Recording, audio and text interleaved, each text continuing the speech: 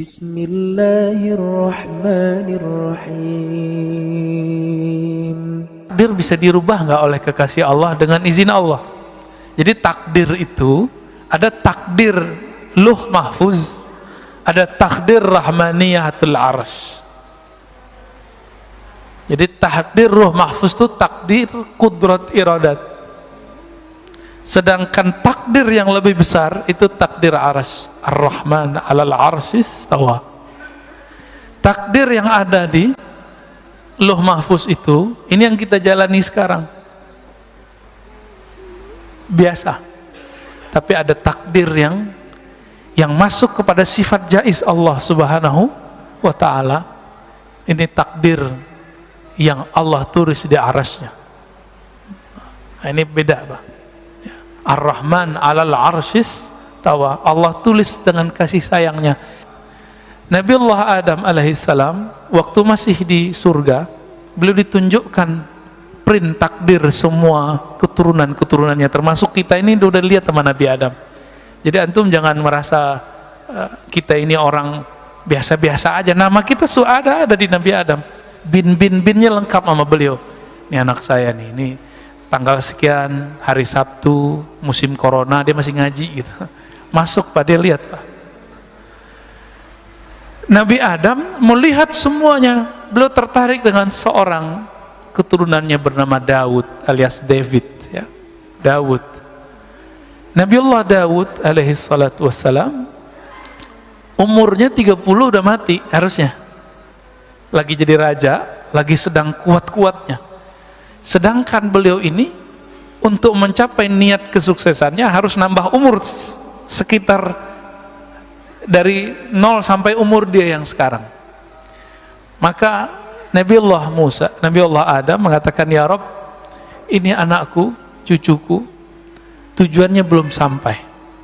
Kalau aku berikan 30 tahun umurku, insya Allah dia sampai. Dengan izin dia, engkau, maka dia sampai. Maka Allah izinkan, diberikanlah 30 tahun umurnya. Karena sayangnya Allah tidak terbatas, maka diberikanlah umur tambahan untuk Nabi Daud. Nabi Musa turun ke bumi, seharusnya umurnya sudah habis sekarang. Datanglah malaikat maut seperti Nabi Musa tadi. Karena Nabi Musa ini Nabi intelektual juga, maka ngajak ngobrol. Kamu siapa? Saya malaikat maut. Mau ngapain? Pura-pura nggak tahu. Saya mau cabut nyawa engkau, kata Nabi Adam. Lah umur saya masih ada 30 tahun lagi. Beliau lupa sudah memberikan kepada Nabi Daud. Apa kata malaikat maut? Bukankah engkau telah memberikan kepada cucumu? Berarti Nabi Daud belum lahir sudah didapatkan umurnya.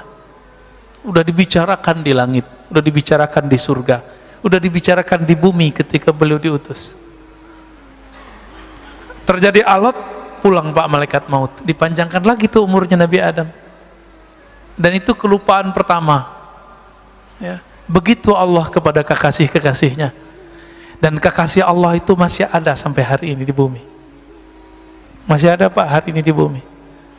Siapa kekasih Allah di bumi yang Allah selalu memandangnya? Ketika orang ini masih ada, Allah biarkan bumi bergerak. La taqumu sa'ah hatta la yuqalu fil ardi Allah, Allah.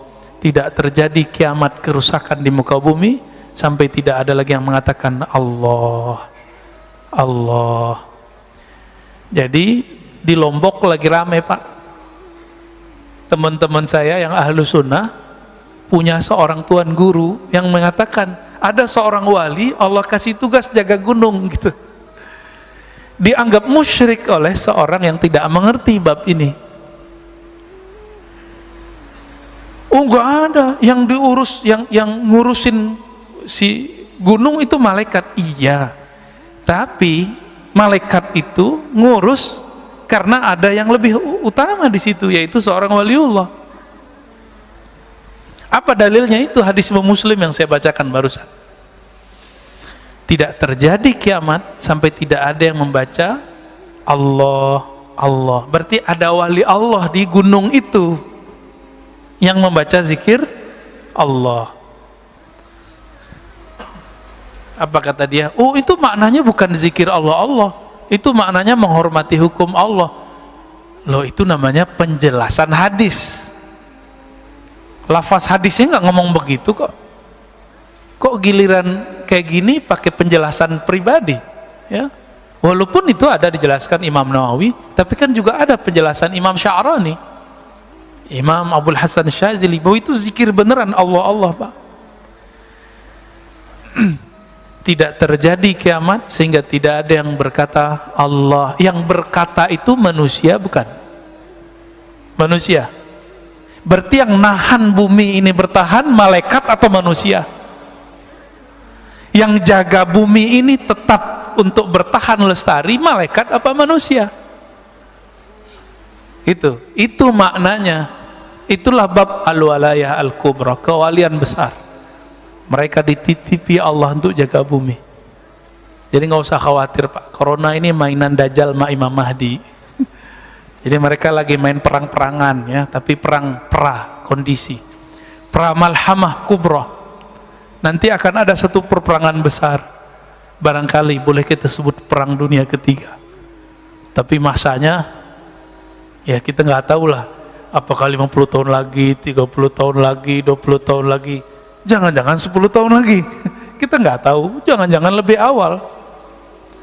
Karena kita tidak tahu, kita nggak boleh cocok logi dan sok tahu. Oh Ustaz, ciri-cirinya udah cukup. Ya, kecuali antum ahli ilham. Kalau ahli cocok logi nggak boleh ngomong, ya. Karena ilmu ini bukan ilmu munasabat murni, bukan ilmu cocok logi. Dia ilmu zauk, ya. Ada rasa yang Allah turunkan ke dalam kolbu manusia yang berzikir Allah tadi.